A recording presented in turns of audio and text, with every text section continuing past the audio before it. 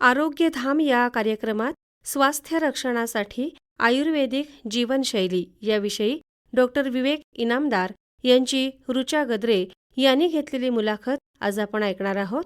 आज या मुलाखतीचा तिसरा आणि शेवटचा भाग आम्ही प्रसारित करणार आहोत.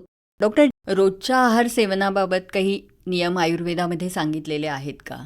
रोजच्या आहारातले नियम तर सांगितलेत महत्त्वाचे. ते आपण थोडेसे आहार विधिविधान नाव दिले किंवा अष्टविधी विशेष आहार आयतन, तर त्या दोन कन्सेप्ट सांगितले. ह्याच्यात महत्त्वाचं आपल्याला काय आहे तर आपला देश कुठला आहे, आपण कुठे राहतोय, आपल्याला काय पचू शकतं ह्याचा विचार करून पहिल्या आधी आपण जेवण घ्यायला पाहिजे. तर पराठा, लस्सी, पनीरच्या भाज्या हे सहज नॉर्थला पचू शकतं, तर ते तिथे खाणं संयुक्तिक आहे.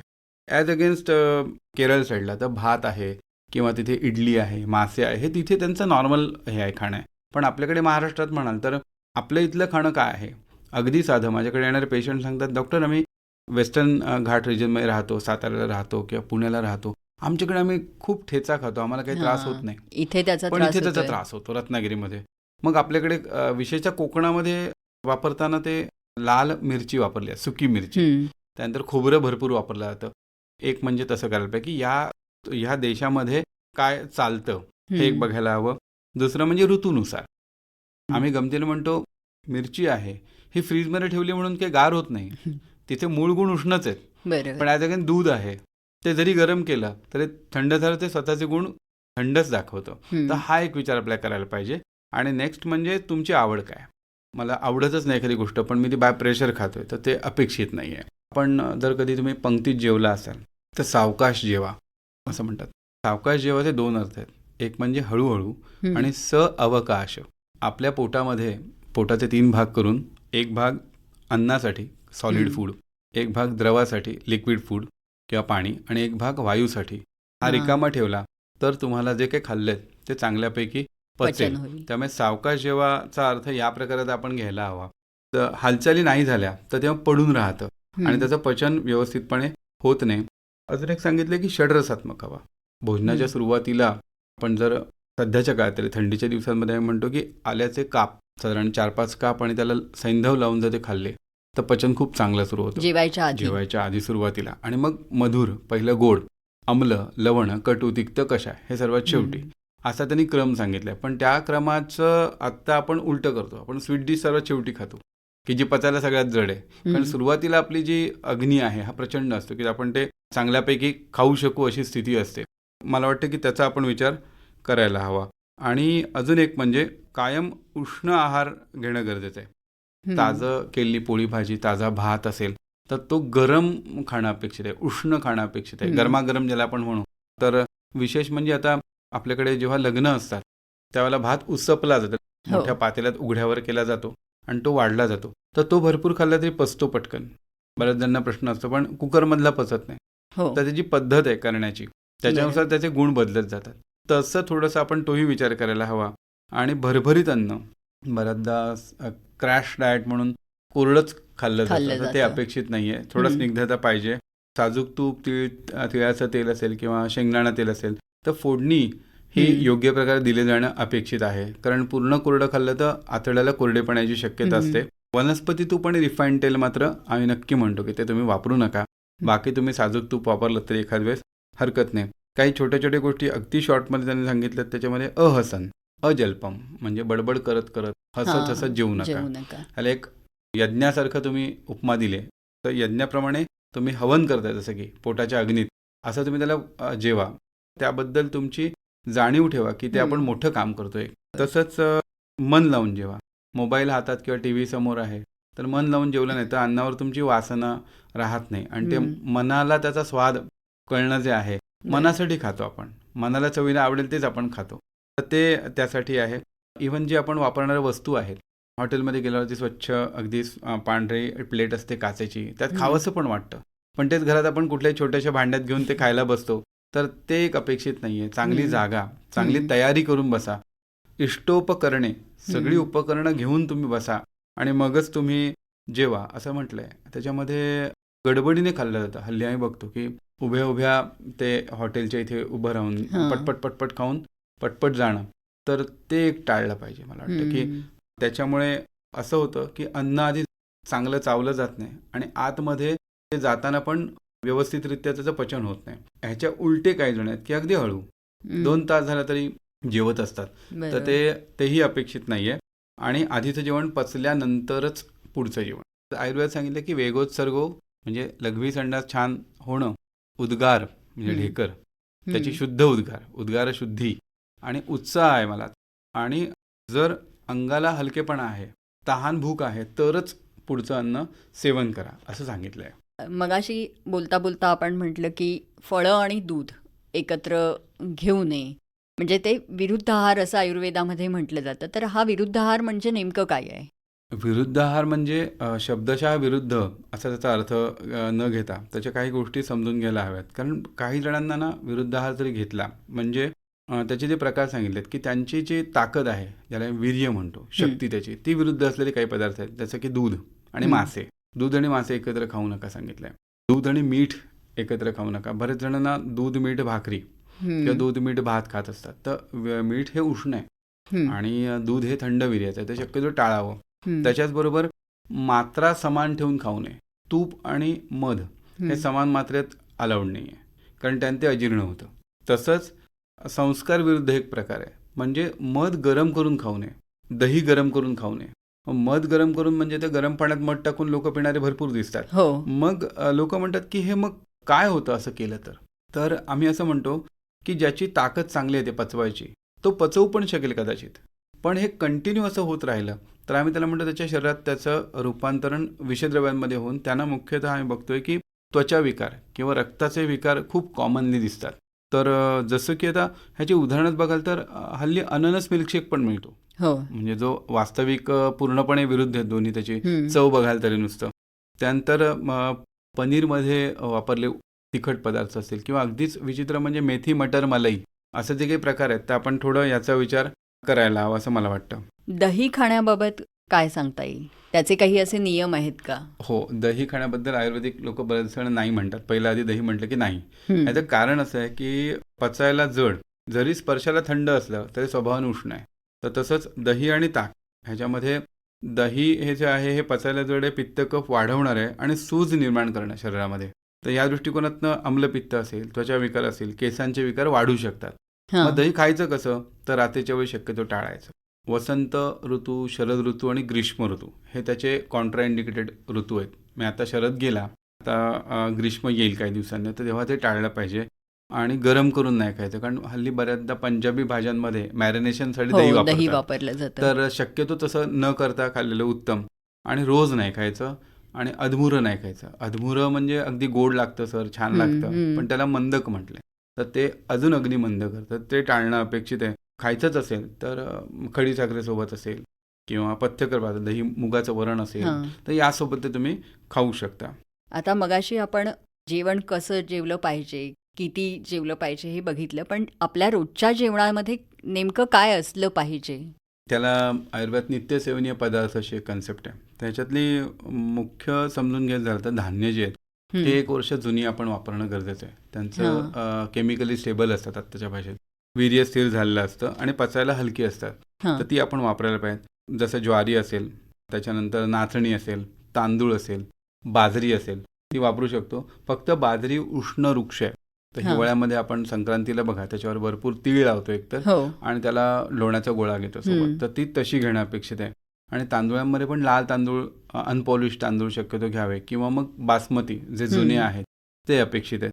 गव्हाच्या पोळीपेक्षा आम्ही म्हणतो की फुलका तयार जो असतो तो जास्त पचायला सोपा, कारण गव्हाची दिंड पण करतात, त्याच्यानंतर गव्हाच्या चकोल्या पण करतात, त्या तुलनेने अधिक जड आहे. मग फुलके असतील ते चालू शकतात. कडधान्यांचा विचार केला तर बरीच जी कडधान्य आहेत मुख्यतः ती पचायला जड आहेत आणि वात वाढवणारी आहेत.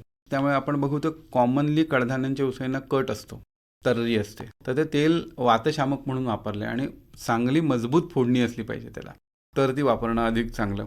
त्याच्यानंतर आपण म्हणू की मग त्यातली कुठली स्पेसिफिक टाळता येतील का, तर मटार, वाटाणा, पावटा जेवढी कमी वापरता येईल तेवढी आपण वापरली पाहिजे. हिरवं मूग डाळ आहे, तूर मसूरचं वरण आहे, त्याची आमटी आहे, ती घ्यायला हरकत नाही. पण चवळी असेल, कुळीथ असेल तर रात्री शक्यतो टाळावं, कारण मग वात व्हायची शक्यता वाढते.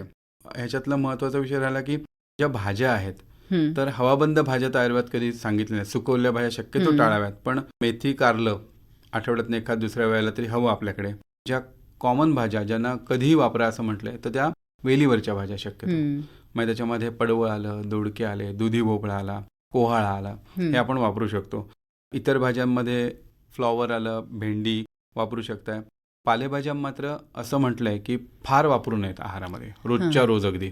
काहीतरी वापरायला अजिबात हरकत नाही. आठवड्यातनं एकदा दोनदाच ते वापरायला हव्यात. तेलाबद्दल मगाशी म्हटलं, पण तेलाबद्दल एक सांगून ठेवतो की शेंगदाणा तेल, नारळ तेल आणि मोहरी तेल हे आपल्याकडे भारतात, शेंगदाणा पण आधी नव्हतं पण आता येतं, आता आहे. पण ही वापरू शकतो आपण आपल्यामध्ये. फक्त रिफाईंड तेल आपण शक्यतो टाळू. वनस्पती तूप आणि साजूक तूप. साजूक तुपाबद्दल फक्त मी एकच सांगेन की लोणकढ तूप अपेक्षित आहे. म्हणजे दूध, दुधाचं दही, दह्याचं ताक, ताकाचं लोणी आणि लोण्याचं तूप. तूप. तर आम्ही म्हणतो की असं जर घेतलं तर आपण त्याचा जास्त फायदा होईल. फळं सांगून त्याच्यात आपण थांबू की डाळिंब असेल, आवळा, मनुका, खजूर आणि कंद वर्गामध्ये सुरण. मग आता सुरण रोज नाही मिळत आपल्याला, ठीक आहे, काहीतरीच, कारण ह्या गोष्टी आपण रोज तशाही खात नाही. फक्त आता मांसाहारी आणि मत्स्याहाऱ्यांचा विषय याच्यामध्ये राहतो. तर मासे खायला नाही सांगितलं असं काही नाही, मासे खाऊच शकता. प्रकृतीनुसार सोयीने खाणं अपेक्षित आहे. त्यांना जसे चालतील तसे ऋतूनुसार खाणं गरजेचं आहे. आणि मांसामध्ये कोंबड्याचा मांस आहे, मासे असतील थोडेफार, शेळी, मेंढी ही पचनक्षमतेचा विचार करते. तुलनेने कोंबड्याचं मांस पचायला हलकं असतं आणि पौष्टिक असतं, ते खायला काही हरकत नाही. तर अशा प्रकारे रोजच्या जसं म्हटलं भाज्या कुठल्या आणि धान्य जे आपण ग्रॉसरी म्हणू, तर आपण ह्याचा विचार करू शकतो. आता रोज नियमितपणे ही दिनचर्या, ऋतुचर्या पाळून सुद्धा अजून कोणत्या गोष्टींचा विचार करणं गरजेचं आहे? ह्याच्या बाबतीत मगाशी मी सांगितल्याप्रमाणे दिनचर्या, ऋतुचर्या ही आपण फॉलो करू, ह्यातलं सगळं जमेल असं पण नाही. तर वेगधारण हा एक कन्सेप्ट आहे सोप्पा, की जो आपण टाळला पाहिजे, की आपण दुर्लक्ष करतो कॉमनली. म्हणजे शरीरातले मलमूत्रादी घटक आहेत, हे बाहेर पडण्याची वृत्ती आहे त्यांची नॉर्मल, त्याला आपण वेग म्हणतो. आणि सध्याच्या गतिमान काळात काय होतं की त्यांच्याकडे थोडंसं दुर्लक्ष होतं. म्हणजे त्याने आजार निर्माण होतात. कसे, तर 13 वेग वर्णन केले.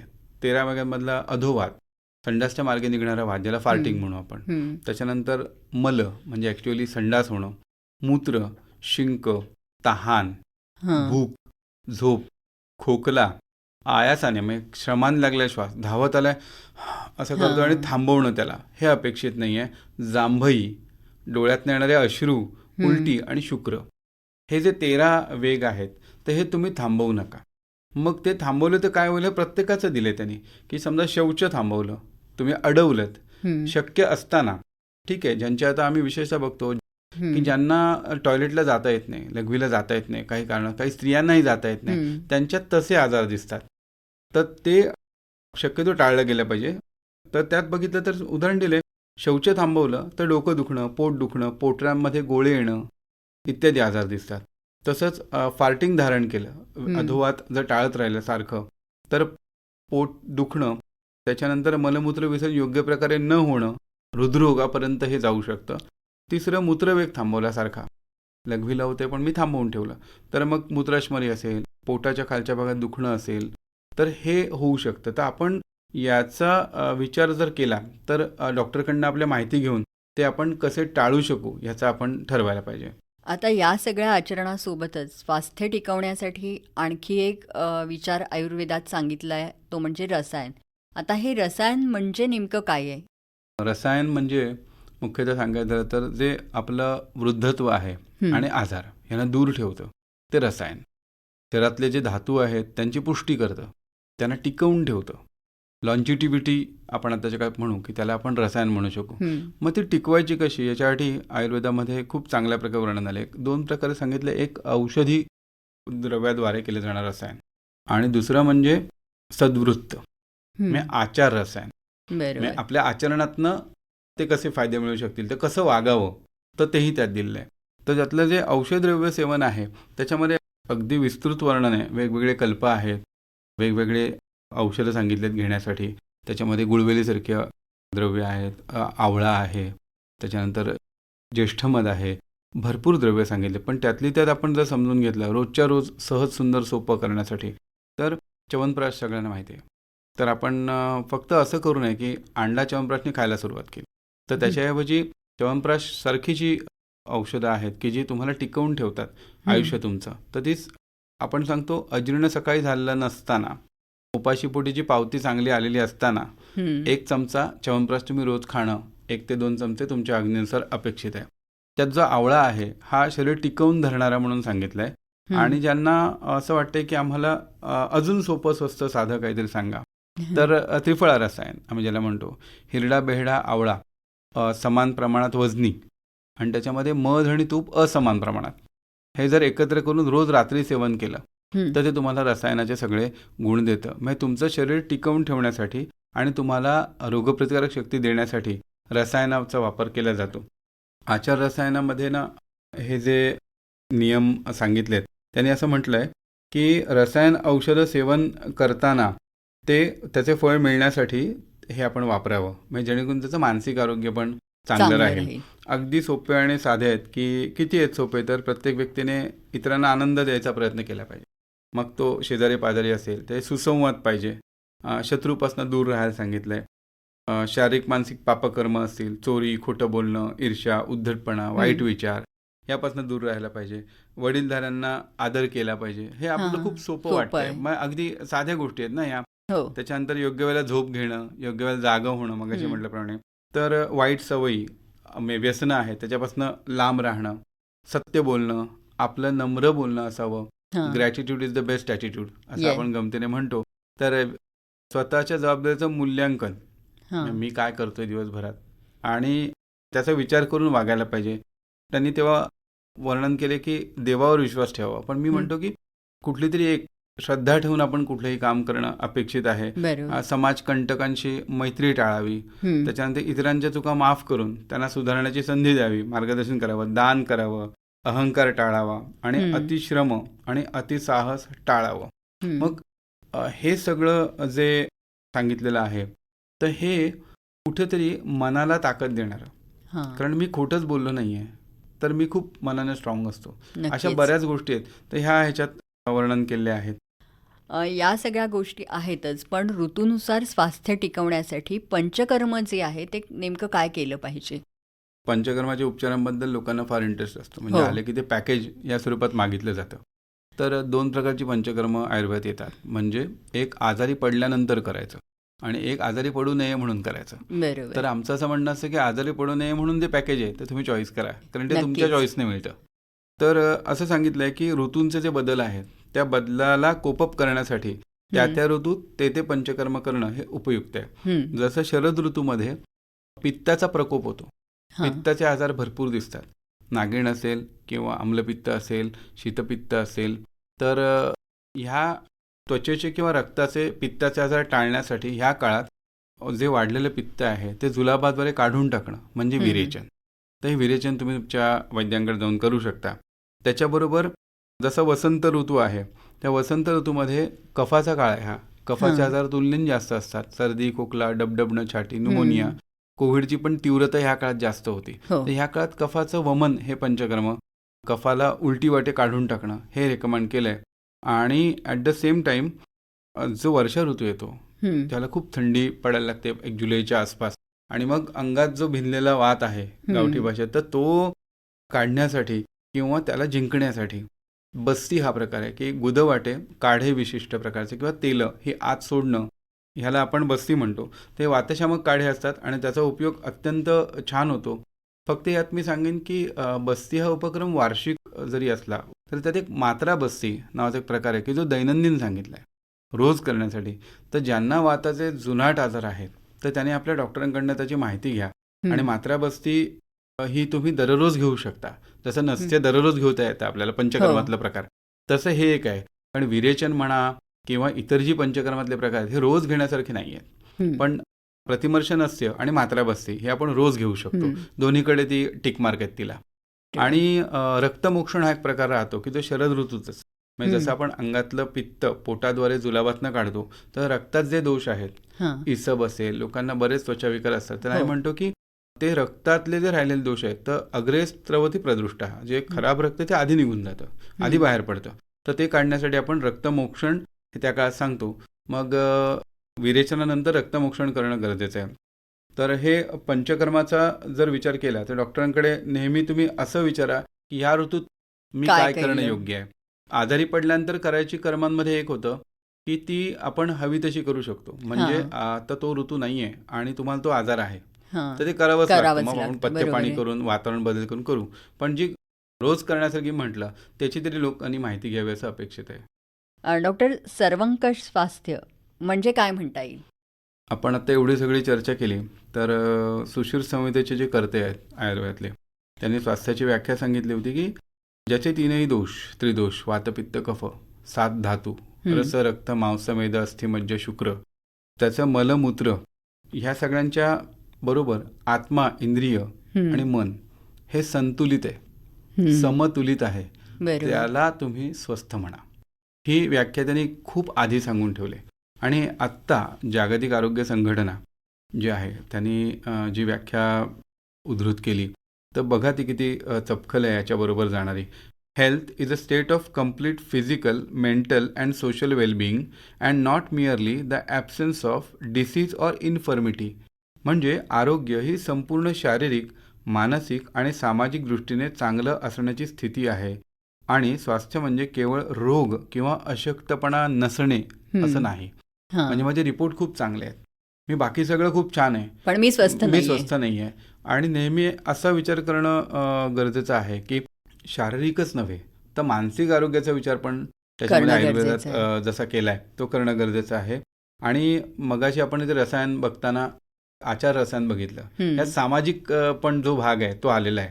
म्हणजे सर्वंकष स्वास्थ्य जे आपण म्हणतोय तर ते कशा प्रकारे आलंय तर शारीरिक खाण्यापिण्याबद्दल सांगितलंय, मानसिक आपण ते सांगितलंय आणि सामाजिक सांगितलंय. तर हा सगळा विचार आयुर्वेदामध्ये परिपूर्णता आलाय. जर आपण हे सगळं या प्रकारे एकत्र अंगीकारलं तर मला वाटतंय की आपल्याला अधिक चांगल्या पद्धतीने आयुष्य जगता येईल आणि कमीत कमी आजारी पडणं हे जे आपलं टार्गेट आहे तर कुठल्याही प्रीमियमपेक्षा हा प्रीमियम खूप सोपा आहे, कारण आपलं आपण करायचं आहे. हा तर श्रोते हो, डॉक्टरांनीच आत्ता सर्वंकष स्वास्थ्य हे आपण कसं राखू शकतो याविषयी आपल्याला माहिती दिलेली आहे. त्याचा विचार प्रत्येकानेच जर केला तर नक्कीच प्रत्येकाचं स्वास्थ्य चांगलं राहायला मदत होईल. डॉक्टर, तुम्ही इथे आलात आणि खरोखरच खूप छान माहिती आमच्या श्रोत्यांना दिलीत. त्याबद्दल आकाशवाणीच्या वतीने आणि श्रोत्यांच्या वतीने मी आपले आभार मानते. नमस्कार. धन्यवाद. आरोग्यधाम या कार्यक्रमात स्वास्थ्य रक्षणासाठी आयुर्वेदिक जीवनशैली याविषयी डॉक्टर विवेक इनामदार यांची ऋचा गद्रे यांनी घेतलेली मुलाखत आत्ता आपण ऐकलीत. आज आपण ऐकलात या मुलाखतीचा तिसरा आणि शेवटचा भाग. या कार्यक्रमाला निर्मिती सहाय्य होतं स्वरा दामले यांचं आणि सादर करते होते योगीराज बच्चे. बरं तर मंडळी, पुन्हा भेटूया पुढच्या कार्यक्रमात. तोपर्यंत नमस्कार.